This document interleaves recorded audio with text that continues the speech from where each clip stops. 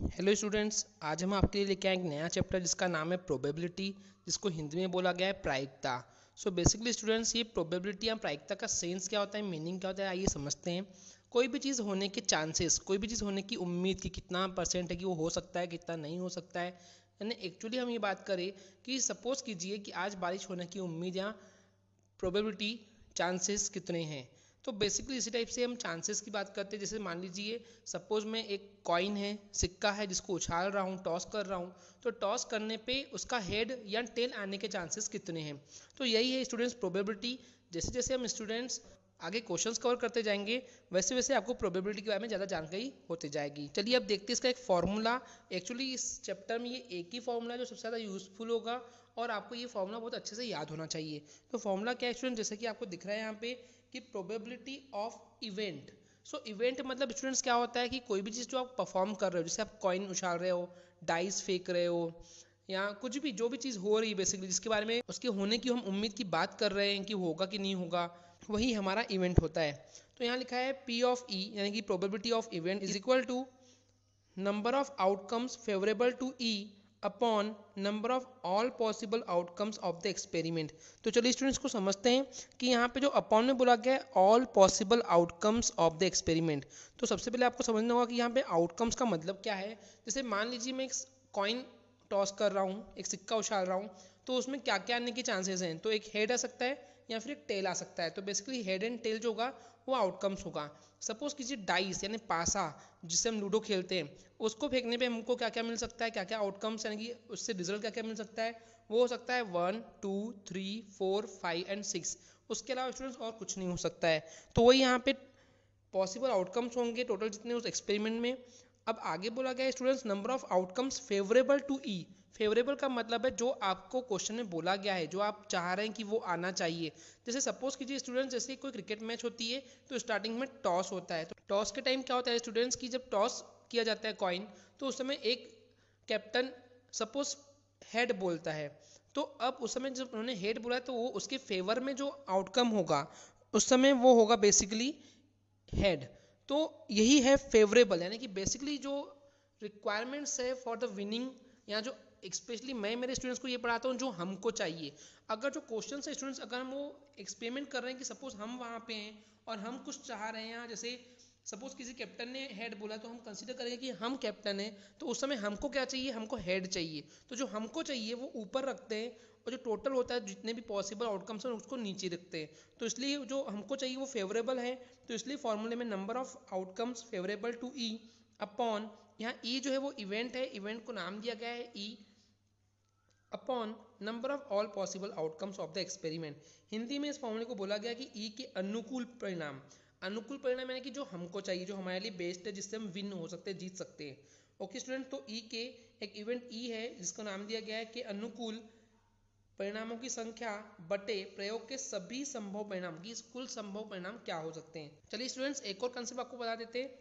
जब भी आप कोई क्वेश्चन सॉल्व करें प्रोबेबिलिटी का, तो आपको ये दिमाग में रखना होगा स्टूडेंट्स की जो प्रोबेबिलिटी है उसका आंसर या तो जीरो हो सकता है, या वन हो सकता है, या जीरो एंड वन के बीच में ही आना चाहिए।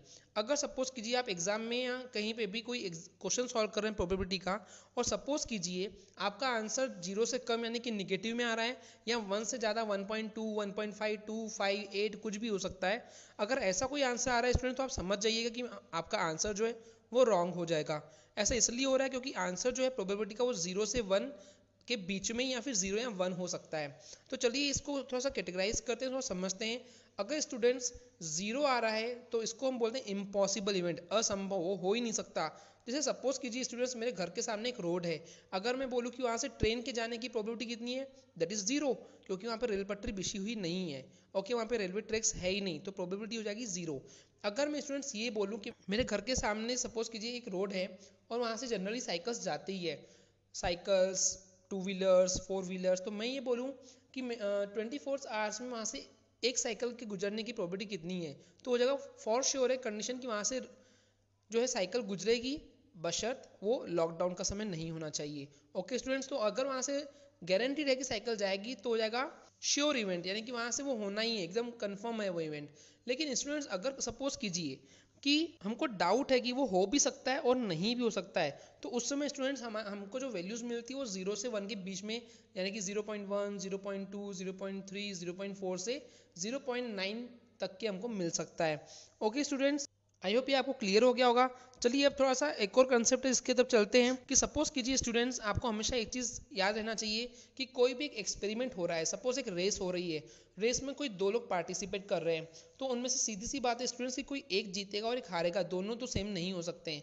ओके स्टूडेंट्स, या सपोज कीजिए अगर आप लूडो ही खेल रहे हैं और दो प्लेयर खेल रहे हैं, तो कोई एक जीतेगा एक हारेगा, यानी कि ये चीज़ हो जाती है स्टूडेंट्स की एक के जीतने की प्रोबेबिलिटी अलग हो जाती है और एक के नहीं जीतने की प्रोबेबिलिटी अलग हो जाती है। तो एक सिंपल सा कंसेप्ट है कि दोनों की प्रोबेबिलिटी को जब हम प्लस करते हैं तो आंसर हमेशा 1 होता है, यानी कि happening probability plus not happening probability is equal to 1। शायद आपको ये चीज़ इतनी क्लियर नहीं हुई होगी। चलिए इसको हम थोड़ा और एक कंसेप्ट समझाते हैं कि सपोज कीजिए स्टूडेंट्स कि कोई चीज़ के होने की प्रायिकता और नहीं होने की प्रायिकता, मतलब कि वो चीज़ हो भी सकती है और नहीं भी हो सकती है। अब उन दो प्लेयर्स में से किसी एक प्लेयर को मैं पकड़ के आपको समझाता हूँ स्टूडेंट्स कि सपोज कीजिए एक स्टूडेंट है राम, वो एक लूडो खेल रहा है, तो उसके जीतने की प्रोबेबिलिटी सपोज कीजिए 0.5 है।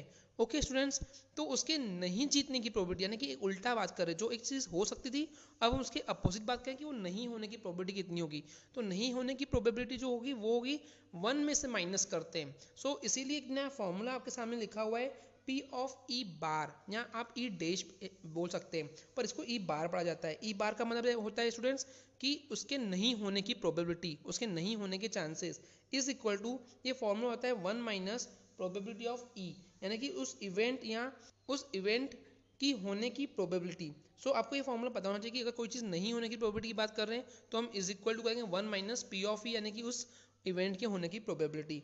ओके स्टूडेंट्स, चलिए अब हम एग्जाम्पल्स की तरफ बढ़ने के बाद एक सिंपल सा कंसेप्ट बता रहे हैं। कुछ टर्म्स है जो आपको फेस करने पड़ेंगे। आपको पता होना चाहिए कॉइन क्या होता है, एक सिक्का होता है जिसके आउटकम्स या तो हेड हो सकता है या तो टेल हो सकता है। दूसरा इवेंट है आपको डाइस थ्रो करना है। डाइस में क्या होता है स्टूडेंट्स, हिंदी में पासा बोलते हैं इसको। ये वही चीज़ है जिससे आप लूडो खेलते हैं, तो उसमें लूडो के पासे पे जो होता है उसको डाइस बोलते हैं और उस पर नंबरिंग होते हैं 1 2 3 4 5 6 हो सकते हैं। एंड आज का तीसरा कंसेप्ट है, अब बात करते हैं प्लेइंग कार्ड्स की। तो जैसे कि स्टूडेंट्स आपको स्क्रीन पे दिख पा रहा है यहाँ पे कि 4 टाइप के प्लेइंग कार्ड्स होते हैं। पहला देख रहे हैं जो चिड़िया शेप का बना हुआ है, जो पहला जो शेप बना हुआ है उसको हम बोलते हैं क्लब शेप।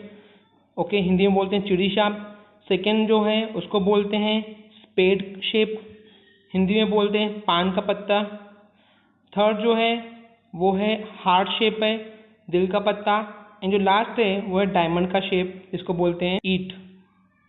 ओके स्टूडेंट्स, अब आपको यहाँ दिख रहे हैं टोटल जो है वो 52 यानी कि 52 कार्ड्स होते हैं, जिसमें से कि 26 जो है वो ब्लैक होते हैं और 26 जो होते हैं रेड होते हैं। उसमें से स्टूडेंट्स हर एक में पहला जो कार्ड होता है उसको ए बोलते हैं, ए को इंग्लिश में एस या फिर इक्का भी बोलते हैं। ओके, एस है, फिर 2 3 4 5 6 7 8 9 10 तक के नंबर्स होते हैं। उसके बाद फेस कार्ड्स जिनके चेहरे बने हैं, J for jack, Q for queen and K for king. Okay students, तो क्लियर हो गया होगा आपको प्लेइंग कार्ड्स किस तरीके से होते हैं। तो ओवरऑल अगर हम बात करें हर एक टाइप की, जैसे एस की बात करें इक्के की तो 4 पत्ते होते हैं, फिर 2 के भी 4 कार्ड होते हैं, 3 के भी 4 कार्ड, इसी टाइप से हर जगह चीज़ वो दिया हुआ है। ओके स्टूडेंट्स, तो चलिए अब चलते हैं एग्जाम्पल नंबर 1 की तरफ। एग्जाम्पल 1 में बोला गया है find the probability of getting a head when a coin is tossed. जब एक सिक्के को उछाला जाता है स्टूडेंट्स, तो हेड आने की प्रोबेबिलिटी आपको निकालने बोल रहा है। Also find the probability of getting tail, और टेल यानी कि पट आने की भी आपको प्रोबेबिलिटी फाइंड करना है। तो चलिए देखते हैं कैसे स्टार्ट करते हैं। सो बेसिकली आपको सारे क्वेश्चन में फॉर्मूला ही चाहिए। तो चलिए स्टार्ट करते हैं वेरी फर्स्ट थिंग से कि in the experiment of tossing a coin, जैसे कॉइन को टॉस करने का एक्सपेरिमेंट करते हैं, the number of possible outcomes, तो क्या क्या पॉसिबल आउटकम्स हो सकते हैं, तो हेड एंड टेल है। ओके स्टूडेंट्स, फिर नेक्स्ट लाइन से लिखेंगे लेट ई, जो हमारा पहला इवेंट है उसको ई दिया गया है। लेट मान रहे हैं कि ई एक ऐसा इवेंट है गेटिंग अ हेड, कि हमको हेड चाहिए। Okay students, the number of outcomes favourable to E, यानी कि जो अब हमको चाहिए वो हमारा हो जाएगा favourable to E, that is the head. Okay students, तो अब आप बताइए कि हेड हमको एक ही बार मिल सकता है, राइट। ओके स्टूडेंट्स, तो यहाँ लिखा है कि पॉसिबल आउटकम कितने हैं, 2 ही हैं। ओके, 2 होते हैं, that is the head and tail, पर जो हमको फेवरेबल चाहिए जो पहला क्वेश्चन बोला गया वो हेड के लिए बोला गया, तो हमारे लिए फेवरेबल इवेंट हो जाएगा हेड के लिए, दैट इज ई, तो वो एक ही है। ओके स्टूडेंट्स, आप देख भी रहे हैं कि हेड एंड टेल में से हेड एक ही है, तो जो हमको चाहिए वो हेड वो एक है, तो ऊपर 1 आ जाएगा। आप देख रहे हैं फॉर्मूले के बाद वैल्यू पुटअप है, एंड अपॉन में number of all possible outcomes के लिए 2 दिया हुआ है। ओके स्टूडेंट्स, तो उसी तरीके से अब हमको निकालना है कि एक दूसरा इवेंट मान लेते हैं एफ इवेंट, ओके, जो है गेटिंग अ टेल, यानी कि पट आने के लिए, तो उस समय पी ऑफ एफ जो हमारा टेल के लिए जो इवेंट है उसकी प्रोबेबिलिटी इज इक्वल हो जाएगा, वो भी एक ही है टेल, तो 1 अपॉन जो ऑल पॉसिबल आउटकम्स है वो 2 है, तो उसका भी आंसर जाएगा 1/2। Okay students, I hope clear हो गया होगा। चलते हैं एग्जाम्पल नंबर 2 की तरफ। एग्जाम्पल 2 में बोला गया है स्टूडेंट्स की अ bag contain a red ball, a blue ball and a yellow ball. तो एक बैग के अंदर एक रेड कलर का बॉल है, एक ब्लू कलर का बॉल है और एक येलो बॉल है। All the balls being of the same size, सारे के सारे बॉल्स सेम साइज के हैं। Kritika takes out a ball from the bag without looking into it. तो कृतिका जो उस बैग से वो बॉल निकाल रही कोई एक, वो भी बिना उसमें से देखे हुए। Okay students, so what is the probability that she takes out the yellow ball. तो पहला क्वेश्चन है, जो पहला क्वेश्चन है वो येलो बॉल निकालने की प्रोबेबिलिटी हमको निकालना है, दूसरा क्वेश्चन है रेड बॉल के लिए, एंड तीसरा जो है ब्लू बॉल के लिए। चलिए देखते हैं सॉल्यूशन क्या दिया है कि Kritika takes out the ball from the bag without looking into it. तो जो कृतिका है वो जो एक्सपेरिमेंट कर रही है वो बॉल निकालने का एक्सपेरिमेंट कर रही है, so it is equally likely that she takes out any one of them. तो ये जो वर्ड आया इक्वली लाइकली, यानी कि सभी के निकलने की प्रोबेबिलिटी जो इक्वल है। ऐसा कुछ जरूरी नहीं है कि रेड बॉल ही पहले आएगा, ऐसा कोई कंडीशन नहीं है, सारे के सारे इक्वली लाइकली यानी एक जैसे ही हैं। सो अब लेट कर रहे हैं हम इवेंट यहाँ पे, आप चाहें तो ई मान सकते हैं, बी मान सकते हैं, ए से जेड तक कोई भी मान सकते हैं। इन्होंने यहाँ पे माना है let Y be the event. Y कैसा इवेंट है, the ball taken out is yellow. तो पहले हम येलो के लिए बात करेंगे क्योंकि क्वेश्चन में पहला जो येलो बॉल के लिए बोला गया है। ओके, तो येलो बॉल के लिए वाई है तो इसलिए हमने वाई लिए हैं। देन ब्लू बॉल के लिए इवेंट हम बी मान रहे हैं और रेड बॉल के लिए इवेंट आर मान रहे हैं। Okay students, the number of possible outcomes, जो टोटल जो पॉसिबल आउटकम्स है वो 3 होंगे, या तो रेड हो सकता है, या तो ब्लू हो सकता है, या तो फिर येलो हो सकता है। तो total number of possible outcomes 3 हो जाएंगे। Okay students, the number of outcomes favourable to yellow. अब हम पहले आंसर की बात कर रहे हैं कि येलो चाहिए तो वो तो एक ही है, तो आंसर जाएगा 1/3, क्योंकि जो फेवरेबल है उसको ऊपर रखते हैं, जो हमको चाहिए वो ऊपर 1 एंड टोटल में अपॉन में एंड अपॉन में टोटल कितने हैं 3 है, तो हो जाएगा 1/3। ऐसे ही रेड बॉल के लिए भी वो 1 ही है तो 1/3 उसके लिए भी हो जाएगा, एंड ब्लू बॉल के लिए भी 1/3 हो जाएगा। ओके स्टूडेंट्स, चलते हैं एग्जाम्पल नंबर 3 की तरफ। एग्जाम्पल 3 बोल रहा है suppose we throw a die. Die जो है डाइस भी बोलते हैं उसको, डाई भी बोलते हैं, पासा जो है। ओके, हम थ्रो कर रहे हैं, तो what is the probability of getting a number greater than 4। तो 4 से बड़े नंबर आने की प्रोबेबिलिटी बोल रहा है स्टूडेंट्स। एंड सेकंड पार्ट में बोला गया है what is the probability of getting a number less than और इक्वल टू 4। तो उसमें 4 से लेस की बात करें या फिर 4 भी चल जाएगा। तो चलिए स्टूडेंट्स स्टार्ट करते हैं इसके सॉल्यूशन के साथ कि यहाँ बोला गया है इवेंट ई माना गया है जो कि है getting a number greater than 4, तो 4 से बड़े नंबर। तो स्टूडेंट्स आपको पता है कि डाइस आपने खेले हैं लूडो के लिए, तो डाइस में 1 से 6 तक नंबर होते हैं, 1 2 3 4 5 6। तो ये बोल रहा है 4 से बड़ा, तो आपको पता है कि सिर्फ 5 और 6 ही 2 नंबर हैं, तो हमारे लिए फेवरेबल हो जाएंगे 2 नंबर हो जाएंगे 5 एंड 6, तो टोटल कितने हो जाएंगे 2। हमको जो चाहिए वो कोई 2 नंबर चाहिए इन दोनों में से, तो 2 ऊपर आ जाएगा। एंड टोटल अपॉन की बात करें, टोटल कितने 6 थे तो नंबर आ जाएगा 6, तो 2/6। अभी दिख रहा है कि कैंसिल आउट हो रहे हैं, तो 2 से तो 2 1 जा 2 एंड 2 3 जा 6, तो आ जाएगा हमारा answer 1/3 for the first answer. Second answer की बात करते हैं स्टूडेंट्स, ये बोल रहा है 4 है, 4 से कम, तो 4 भी चल जाएगा, 3 भी, 2 भी, 1 भी, टोटल 4 है। तो हमारे लिए फेवरेबल जो है जो हमको चाहिए ये 4 नंबर में से कोई भी चल जाएगा, तो 4/6 हो जाएगा।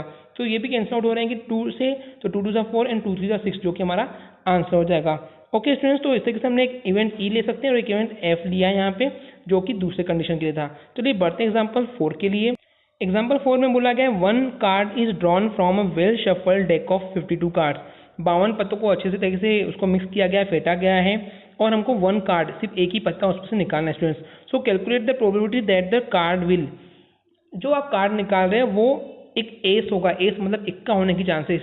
तो अभी आपको हमने दिखाया था स्टूडेंट्स कि किस तरीके से उसमें 52 कार्ड्स होते हैं, उन 52 कार्ड्स में से जो एस कार्ड होते हैं वो 4 होते हैं बेसिकली, तो हमको 4 में से कोई भी एक कार्ड चल जाएगा, तो ऊपर आ जाएगा 4 जो हमारे लिए फेवरेबल है, क्योंकि क्वेश्चन में बोला गया है अपॉन में 52 कार्ड्स होते हैं, तो 4/52। इसके लिए इवेंट्स कंसीडर किए ई। अभी आपको प्रोसीजर समझ में आ गया होगा, मैं डायरेक्टली कंसेप्ट की तरफ बढ़ रहा हूँ स्टूडेंट्स। तो यहाँ पे 4/52 हो जाएगा। अब ये कैंसिल आउट हो रहे हैं, तो 4 की टेबल, तो 4 1 जा 4 एंड 4 13 जा 52, तो आंसर जाएगा 1/13। 13। ओके स्टूडेंट्स, बढ़ते हैं इसके नेक्स्ट पार्ट के लिए कि नॉट बी एन एस, इक्का नहीं होने के चांसेस। तो हम देखते हैं स्टूडेंट्स कि 52 कार्ड्स में से 4 कार्ड्स ही होते हैं जो एस कार्ड यानी कि इक्का होता है, बाकी 48 कार्ड्स जो होते हैं वो कभी भी एस नहीं होते हैं। तो हमारे लिए वो फेवरेबल इवेंट जो हो जाएगा वो हो जाएगा बाकी बचे हुए कार्ड्स, दैट इज 48। तो जो हमको चाहिए वो ऊपर मैंने बोलता हूँ हमेशा, तो हमको जो चाहिए वो 48 है अपॉन टोटल है 52। तो ये कैंसल आउट हो रहे हैं स्टूडेंट्स 4 की टेबल से। तो 4 1 ज़ा 4 एंड 4 2 ज़ा 8 एंड 4 1 ज़ा 4 एंड 4 3 ज़ा 12। It means 12/13 will be answer. चलिए स्टूडेंट्स बढ़ते हैं एग्जाम्पल नंबर 5 की तरफ। एग्जाम्पल 5 में बोला गया है 2 players Sangeeta and Reshma, 2 players हैं संगीता और रेशमा प्ले कर रहे हैं tennis match. It is known that the probability of Sangeeta winning the match is 0.62। सो संगीता के जीतने की जो प्रोबेबिलिटी स्टूडेंट्स वो है 0.62। सो what is the probability of Reshma winning the match, तो रेशमा के जीतने की प्रोबेबिलिटी कितनी होगी। तो स्टूडेंट्स मैंने अभी आपको कंसेप्ट भी समझाया था कि अगर 2 प्लेयर खेल रहे हैं तो दोनों के प्लेयर के विनिंग होने की प्रोबेबिलिटी को अगर प्लस करें तो दोनों को प्लस करने पे 1 होता है। ओके स्टूडेंट्स, या फिर हम इसको ऐसा बोल सकते हैं कि अगर एक के जीतने की प्रोबेबिलिटी निकालना है तो उसमें से 1 में से माइनस दूसरे की प्रोबेबिलिटी निकाल लेंगे। ओके स्टूडेंट्स, तो चलिए स्टार्ट करते हैं। यहाँ क्योंकि एक संगीता नाम दिया और रेशमा नाम दिया है तो इनके फर्स्ट लेटर से लिया गया event. Let S and R denote the event. S और आर हमारे 2 इवेंट है जो दिखा रहे हैं कि Sangeeta wins the match and Reshma wins the match. Sangeeta के लिए एस माना गया है एंड रेशमा के लिए आर माना गया है। आगे स्टूडेंट हम देख पा रहे हैं कि the probability of Sangeeta's winning हमको क्वेश्चन में दिया हुआ है, तो हम उसको P of S is equal to लिख रहे हैं 0.62, ये गिवन है। आगे देखते हैं the probability of Reshma's winning, Reshma winning की क्या हो जाएगा। So P of R probability of Reshma's event is equal to 1 minus P of S. तो दूसरे के हारना बहुत जरूरी है स्टूडेंट्स। ओके, आपको ये चीज़ समझना होगा, अगर एक को जिताना है तो दूसरे को हराना उतना ही बहुत जरूरी है। इसलिए टोटल तो 1 हो सकता है, 1 से बड़ा कभी आंसर हो नहीं सकता। इसलिए 1 में से हम संगीता वाले की प्रोबेबिलिटी को माइनस कर देंगे तो हमको रेशमा की प्रोबेबिलिटी मिल जाएगी। तो 1 minus 0.62 that is 0.38। Okay students, चलते हैं आज के लास्ट एग्जाम्पल की तरफ, that is example number 6। Example 6 में बोला गया है Savita and Hamida are friends, 2 friends है Savita and Hamida. What is the probability that both will have different birthdays, कि दोनों का जो बर्थडे आता है इसमें वो डिफरेंट डेज पे आता हो। पहला क्वेश्चन है। सेकंड बोला गया कि सेम बर्थडे, मतलब कि सेम बर्थडे का मतलब होता है कि एक ही दिन में। इसमें बोला गया है कि ignoring a leap year, leap year में इसमें 366 डेज होते हैं तो हमको उसको इग्नोर करना है, यानी कि हम नॉर्मल ईयर्स को कंसीडर कर रहे हैं, नॉर्मल ईयर की बात कर रहे हैं, तो that is 365 days in a year. Okay students, तो उसी के बेस पे टोटल डेज हमारे लिए अपॉन में हमेशा 365 हो जाएगा क्योंकि टोटल डेज 365 होते हैं। चलिए अब हम बात करेंगे डिफरेंट बर्थडेज। तो डिफरेंट बर्थडेज का कंसेप्ट ये स्टूडेंट्स, सपोज कीजिए कि सविता का जो बर्थडे है वो 1 जनवरी को आता है, तो अब अगर हमको हमीदा का बर्थडे डिफरेंट करना है तो हमको उस एक दिन को छोड़कर यानी कि 1 जनवरी को छोड़कर बाकी किसी भी दिन उसका बर्थडे रख सकते हैं, मतलब कि 364 डेज उसके लिए अवेलेबल हैं। ओके स्टूडेंट्स, तो डिफरेंट होने के लिए 364 डेज, अब आपको स्टूडेंट्स यहाँ पे दिख भी रहा होगा कि वही चीज़ लिखा होगा कि 365 में से 1 माइनस किया गया है। तो आपको ये समझ में आना चाहिए कि 1 माइनस क्यों किया गया, क्योंकि हमने सबसे पहले सविता का जो बर्थडे है उसको एक फिक्स कर दिए हैं, दैट इज ऑन 1 जनवरी। तो बाकी जो बचे डेज हैं वो 364 हैं। तो हमारे लिए फेवरेबल जो नंबर ऑफ डेज हो जाएंगे वो 364 आ जाएगा ऊपर एंड अपॉन में 365, क्योंकि टोटल डेज 365 होते हैं। That is your first answer. अब स्टूडेंट्स बात करते हैं कि दोनों का बर्थडे सेम डेट पे आना चाहिए। सपोज कीजिए हमीदा का बर्थडे, सपोज कीजिए कि सविता का बर्थडे 1 जनवरी को आता है, तो अब स्टूडेंट्स हमारे पास सिर्फ वो एक ही दिन है जब हमीदा का भी बर्थडे होना चाहिए, यानी कि जो फेवरेबल डेज है वो एक ही होगा क्योंकि एक का बर्थडे तो हमको फिक्स करना ही पड़ेगा। सो बेसिकली जो हमारे लिए फेवरेबल नंबर ऑफ डेज आ जाएगा वो दोनों के बर्थडे के लिए एक ही दिन होगा, तो 1 ऊपर आ जाएगा एंड अपॉन में 365 टोटल डेज आ जाएंगे। आई होप स्टूडेंट्स आपको ये सारे क्वेश्चन क्लियर हो गए होंगे, बहुत इजी लगा होगा। फिर भी मैं इन समरी ये बोलना चाहूँगा कि प्रोबेबिलिटी के लिए मैं जो सिंपली एक फॉर्मूला यूज़ करता हूँ, जो हमको चाहिए वो ऊपर यानी क्वेश्चन के अकॉर्डिंग जो हमको चाहिए वो ऊपर एंड अपॉन में टोटल आता है। ओके स्टूडेंट्स, तो आपको अभी भी कोई डाउट्स हैं तो डेफिनेटली आप अपने डाउट्स पूछ सकते हैं हमारे कमेंट्स के जरिए, या फिर फेसबुक पे हमारा पेज है PNT कोचिंग क्लासेस नाम से, आप वहाँ पे भी अपने डाउट्स पूछ सकते हैं। अगर आपको इस वीडियो से थोड़ी सी भी स्टूडेंट्स हेल्प हुई हो तो प्लीज़ चैनल को सब्सक्राइब करें और वीडियो को लाइक करें। ओके स्टूडेंट्स, आज के लिए इतना ही। Thank you.